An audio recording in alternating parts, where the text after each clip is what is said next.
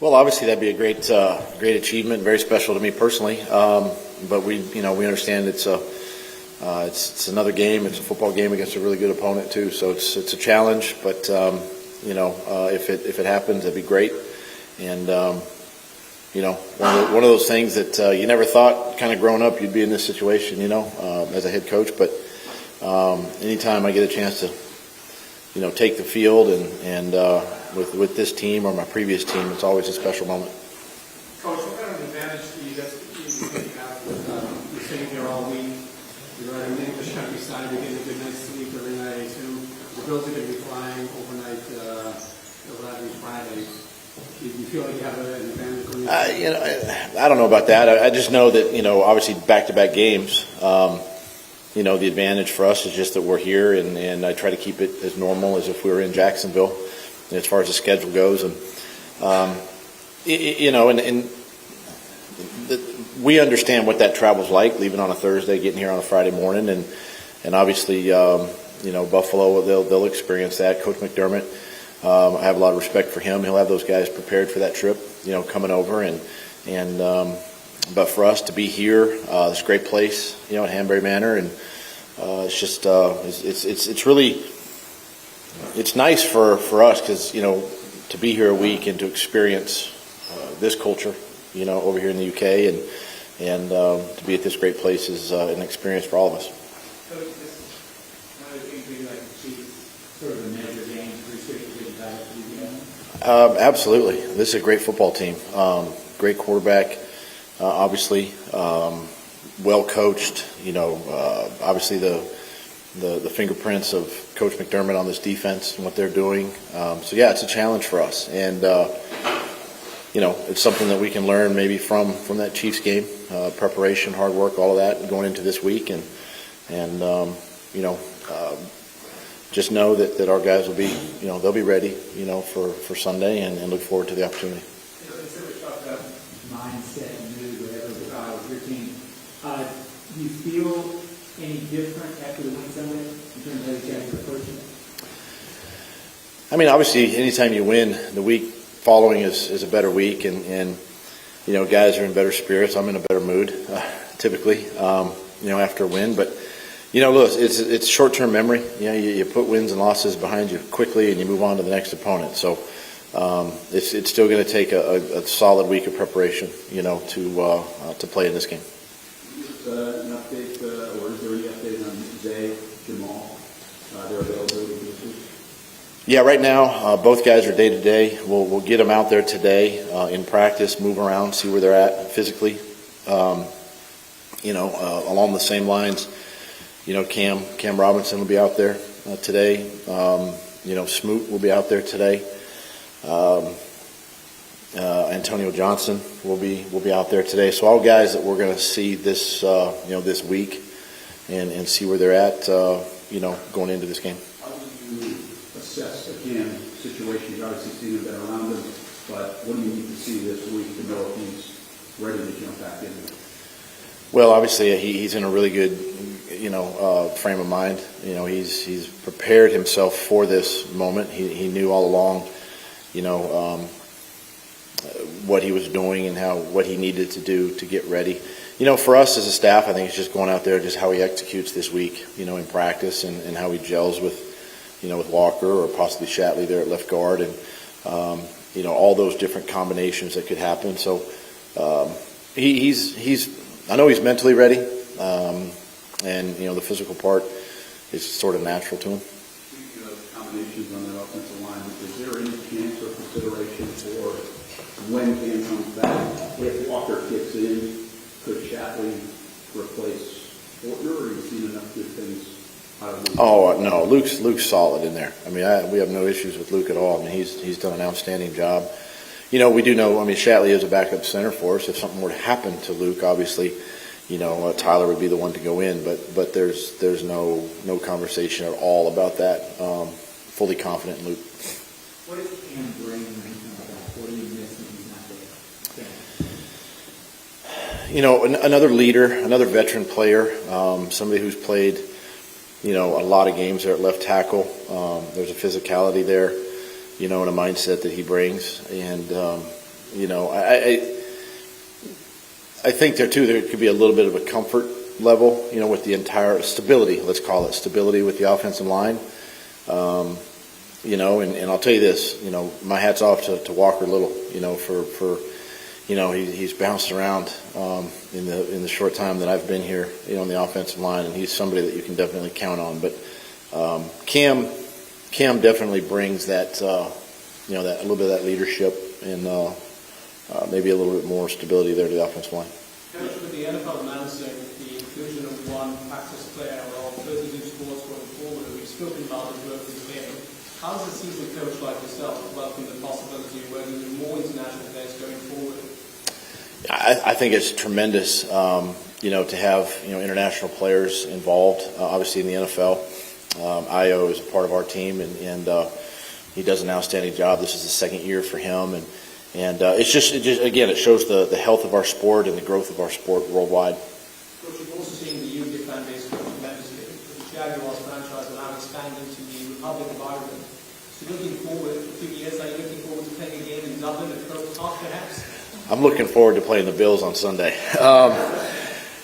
I tell you, it's something that obviously it's a bridge we would cross, if it got to that point. But again, I think it's just a credit to the NFL and the 32 owners and teams for, taking our sport globally.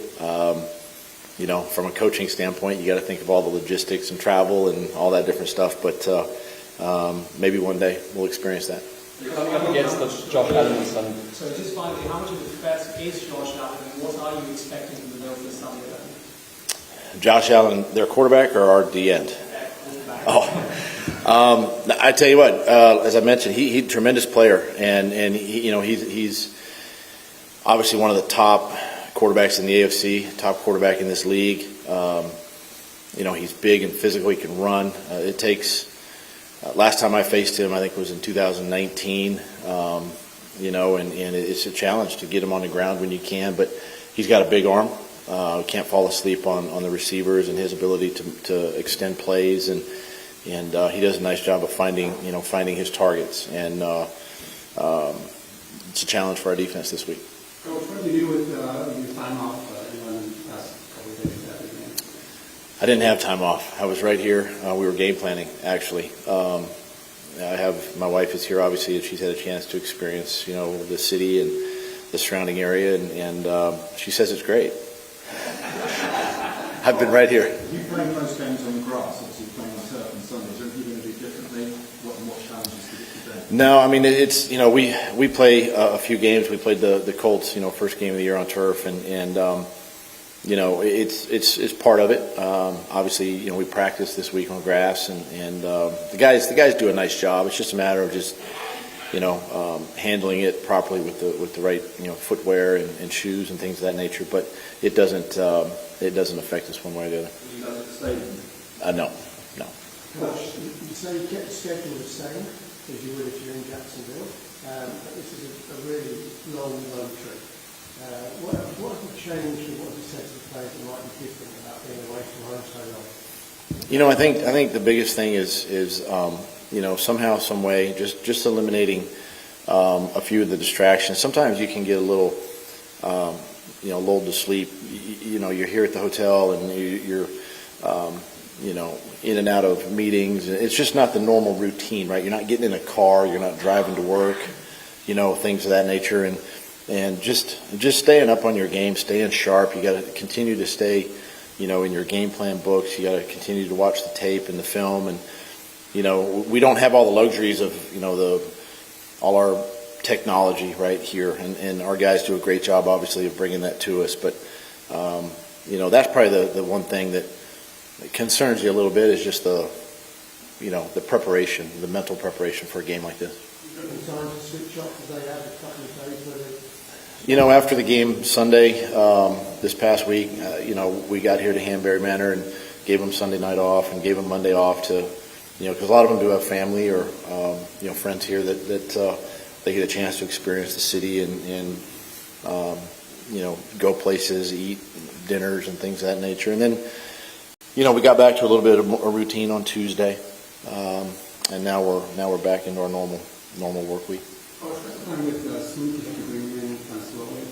Yeah, we just want to see where he is physically from a football standpoint. He's obviously been cleared and ready to go. And we just opened up his window, his 21-day window, and just see where he's at. And excited for him to get back with the team and get back on the grass, and we'll monitor that day by day. If my math's correct, you guys only scored 25 points in the last 23 games on your first possession of the game.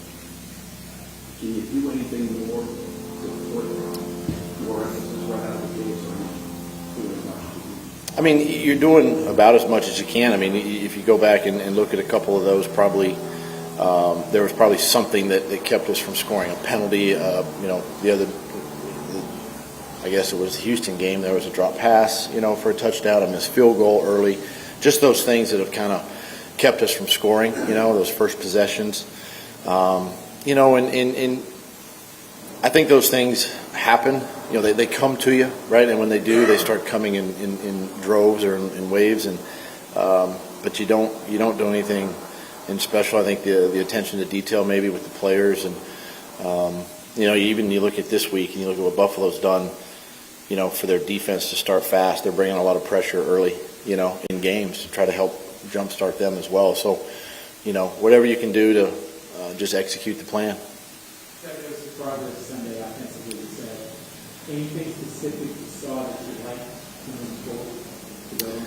Biggest thing, we didn't turn the ball over. We didn't shoot ourselves in the foot with penalties, negative plays. We created some explosive, plays there, and the fact that we finished some drives with points, especially in the second half. We were at the 10-yard line and the 6-yard line, in that football game and came away with points and, did some good things. There's still a lot of work to do, some things to clean up, some areas to clean up and emphasize. But, I thought just playing more of a clean game, right, from that standpoint was a step in the right direction. You mentioned you want to make this week feel like a normal week. What has that looked like so far, and how do you think it's Yeah, one is that we're here, right? We don't have to travel anywhere. And really, Mondays and Tuesdays are typically those player days, for themselves. And we did some work yesterday with the players. We went through and, wrapped up the Falcon game, with the players and started on, the Bills yesterday, got their workout. And treatments are still the same on Mondays and Tuesdays. And then today, they wake up today and we're right into meetings, and we just finished a walkthrough and practice here in a few minutes. So those are all the typical things on a Wednesday, Thursday, that we'll do, and just keeping that very similar. That's one thing about we're creatures of habit where we follow a schedule, and I don't like to necessarily deviate from that schedule if I don't have to, and keep a lot of things the same for the players. How would you say Calvin Ridley's finding his way as an offensive as he coming after this suspension? He's really done a nice job, and he's really learned our offense. I think Press has done a really good job of incorporating him in certain pass concepts, and he's embraced that, and he's a tremendous worker on the practice field. He continues to improve and get better, and a really good leader in his room, the wide receiver room, and on the team. And it was good I made him a captain last week against Atlanta, his old teammates, and he's been really good. You got a home game after you get back, and then a Thursday night game. How do you manage your players through a really tight window where you have 3 games in about 2.5 weeks? Yeah, it's that part's a challenge. I think about that because we're going to come back from this trip where we've kind of got used to the 5-hour time change right from the East Coast to the U.S. and it takes a few days to kind of get your body clock acclimated. So I got to take that into consideration as we prepare next week, and then as you mentioned, a Thursday game to follow. So it's about I can facilitate with helping them get more rest, possibly during the week. But then the players have to do their part and study and prepare and have the mental side down. As you go into, this is week 5, week 6 and 7, a lot of the physical part they know how to play and do by now. It just turns into a mental game at that point. So I get a lot of guys in the secondary. How good seeing a Rivercats player? You know, it really started back in the spring. What I saw was the level of communication, second year in the system with Coach Mike and then Deshae back there and Cody. And that's what you're seeing. You're seeing guys being in the right spot, right, at the right time, obviously opportunistic, getting their hands on these footballs and making these plays. It was good to see on Sunday. And just got to continue, to do that. And be opportunistic when you can. Coach, for your time in Germany as a player, what do you remember about the German fans, kind of their level of enthusiasm about the game and the knowledge about the game? Wow, that was a long time ago. I think anytime you get a chance to travel, whether it be here in the UK, whether it be in Germany, I can remember my days early in my playing days where we were in Tokyo playing, some of those preseason games and stuff. And fans are incredible, and they're NFL fans, they're football fans, American football fans. And, it was interesting because when I was watching the game, the Atlanta game, and they show the crowd from time to time, you just see all kinds of NFL jerseys, right? It's not just Falcons jerseys or Jaguar jerseys. You're seeing Dolphins and Steelers and Giants and Cowboys and you name it, Cardinals, everything. And I think that's what's exciting about opportunities to come over and really embrace the culture, number one, and really experience the fan base. It's all been very positive and very exciting.